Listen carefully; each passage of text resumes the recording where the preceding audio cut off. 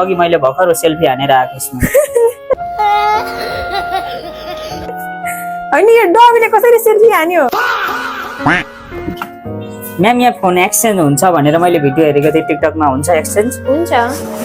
म एक्सचेन्ज गरेर भिभोको X300 Pro लाने हो कि हजुर मलाई X300 Pro दिनु न हजुरको फोन हेरौँ न मेरो फोन यो हैन डमी पनि कहाँ एक्सचेन्ज हुन्छ र कसरी डमी हो म्याम 60,000 हालेर हिजो मात्र बुवाले बाहिरबाट ल्याइदिनु भएको डमी हो नि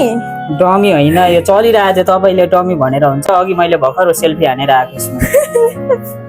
अनि यो डमीले कसरी सेल्फी हान्यो यहाँनिर यहाँ ग्यालरी अहिले चार्ज सकिएको छ कि यो अगाडि यस्तो देखाइरहेको छ कि मलाई दिन्न X300 चाहिँ प्रो चाहिँ दिन्न यसको साथ डमीसँग X300 Pro आउँदैन नि त कति दिनुहुन्छ यो सेकेन्ड ह्यान्डमा प्राइस यो डमी हो यो फोन हैन नि त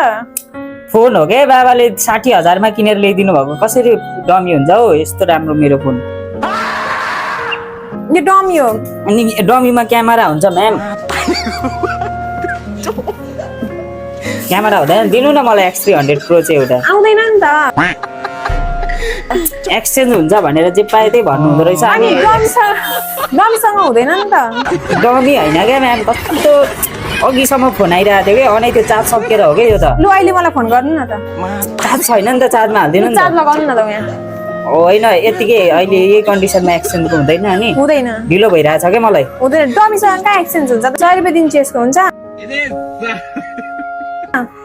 100 रुपैयाँ म्याम 60,000 मा ल्याएको अनि 100 रुपैयाँमा चाहिँ कसले फोन दिन्छ हौ तपाईँलाई यो डमी हो नि त दाइ ल म्याम छोडिदिनु एक्सचेन्ज गर्दिनँ म डमी भन्छन् यस्तो राम्रो फोनलाई